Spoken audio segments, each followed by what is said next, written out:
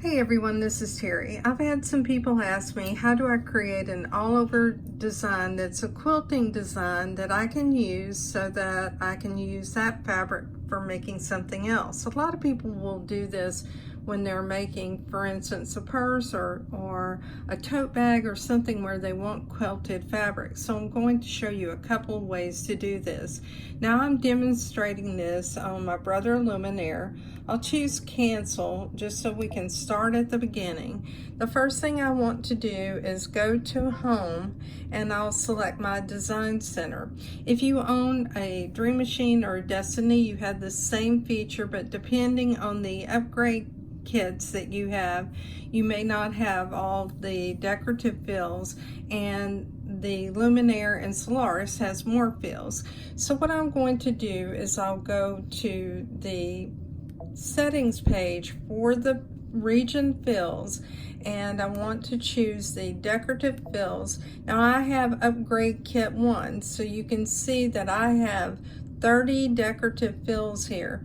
I really like number 35. I'll choose OK. I'm going to choose a dark color and choose OK, and take the bucket and fill this. Now prior to setting this up, I went to my settings page and I have my frame size set at the largest hoop setting for my machine. There's a couple of other things you need to know, so let's go to next. And when you get to this screen, depending on what updates and upgrades that you have, you can change the size of this stitch. For quilting patterns, I usually like to make it larger, but it really depends on what you're making, because you may want that smaller design. This may be too large of a pattern, so this is 200%. Let's go down to say 150 and see what it looks like. And if you decide you like that, you can leave it at that. You can also go smaller, and you can go down to 50%, which is going to make a very small, tight looking design. I think I'll just go back though to 100% and we'll look at that. All right, and we'll choose OK. All right, the other options that you have is you can change the stitch angle. So if I wanted to change this angle to something like not 90 degrees, but let's say 45, I can do that as well. And that'll change the overall direction of the pattern. You do have the ability to turn off the outline. The outline is a stitch that will go around the outside of this pattern, and I usually leave it off when I'm making something like fabric for a purse or something else. There's a feature that gives you what's called a random shift, and what this does is it will distort that pattern somewhat so it doesn't look so regular. The other option that you have is to go in and you can do what is called a position offset. Now this is actually shrinking in from the side of your fabric or from the top, so it doesn't fill the entire hoop. So if your objective is to create a full hoop of fabric, you won't want to choose that.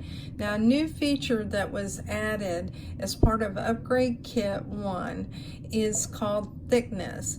If you leave it on the first setting, it will be a triple stitch, but if you put it on the new setting, this will be a single stitch. We'll set this and we'll take it into embroidery, and now let's go up here and view this, and let's just see what it looks like in the hoop. We can also watch this stitch out by using the stitch player. So what we'll do is we'll zoom in, and this is the zoom, and you can see how this design is going to stitch out. Now you may have, in the instance of something like this, it may not be completely continuous, so on the back of your fabric you may have some thread cuts if your thread cutter is on. So my recommendation is to do this in a small hoop first and just create a sample and see what you have, because in some instances you may want to be quilting a front and a back. So this shows you how to create that quilted fabric using my design center. I'll choose close, and let's delete this, and we'll look at another alternative. Another alternative is on the embroidery side. So you do have some designs that are built into embroidery, and some of those designs are quilting designs. You'll have to find the section that includes the quilting designs or patterns that are on your machine. And I'm just looking briefly to see if I can find those. So we'll scroll through and look to see what quilting designs we actually have built into our machine on the Luminaire. So you can see all the beautiful designs. Like, here's a design. Now this design, it looks like it's more or less a singular stitch, but we'll find out. We'll choose set, and what I'm going to do is go to edit, and I'll go to size, and I'm going to resize this. When I resize it, I want it to recalculate, so I'll stretch it to fill the largest hoop size. Now you'll notice that this is as large as you can get with this pattern. So it will fit in the largest hoop size, but it's only going to be 10.61 inches by 10.60. Let's go look at this stitch out. So we'll see how this pattern stitches, and it does look like it is also a pattern that is going to stitch over parts of that design, but we can see if it is a singular stitch. And here's what this stitch looks like. All right, I'll choose close. Another method that we have is to go in and select one of the built-in stitches that's on the embroidery side. So you could find a stitch that is a pattern that you like. Let's say this pattern, or let's choose 11 and choose set. Now that's very small, and you can go to size and you can resize this as well. I'll recalculate it, and I'll go to the largest size. Now you can see that the largest size on this is going to be relatively small. You'll choose OK.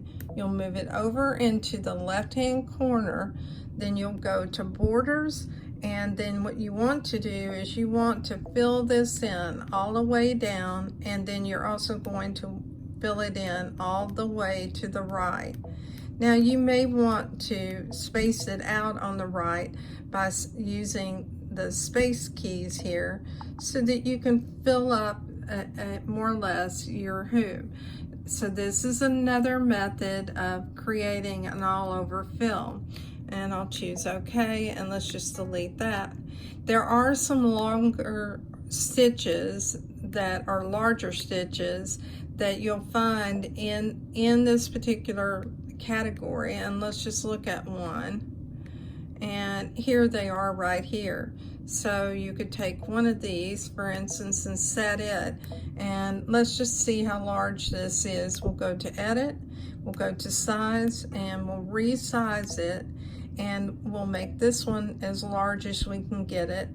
So you can see that's about 5 inches by 3.17. We'll move this over into the corner.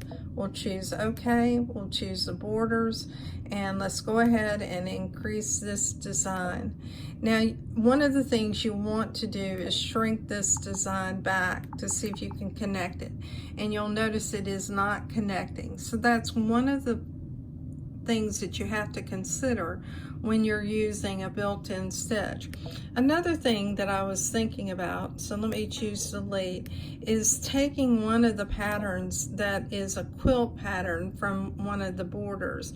And this is a new feature that was added to the Luminaire. I've already saved a couple of these in memory where I created a border, but what I want to see is if I can possibly take one of these designs like that one. Let's set it. It's an individual design, and now what I'm going to do is go to edit. I'm going to go to the border function, And let's see if I can add that one. Now that's working really well.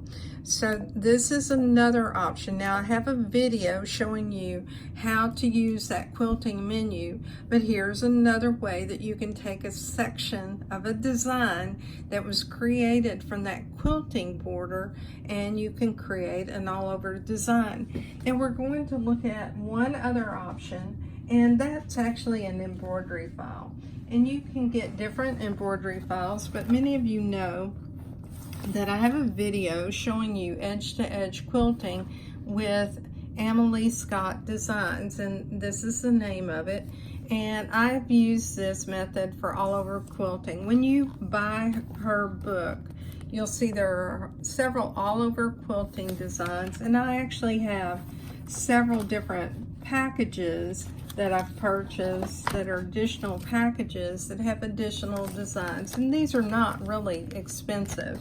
So one of the things I did when I was quilting fabric for a purse is I used the pattern that is this one right here that I've already stitched out, and I used it using Annie's Soft and Stable. Now you can see this is a nice loose pattern. It's a single stitch file, and that was perfect for what I was wanting. She now has a new pattern that is called the Jumbo Pack, and this includes 10 designs, and it is for the larger embroidery frames. So the file sizes on this, you can have the extreme files that are 9.5 by 15, and you can see what the patterns are. So that gives you yet another option. I'm Terry Maffitt. You can find me in my Facebook group, Just Stitching with the Brother Luminaire, and you can also find me on YouTube on my channel. If you like my videos, please like and subscribe to them. And I appreciate your time today. Have a safe holiday. Thank you, everyone.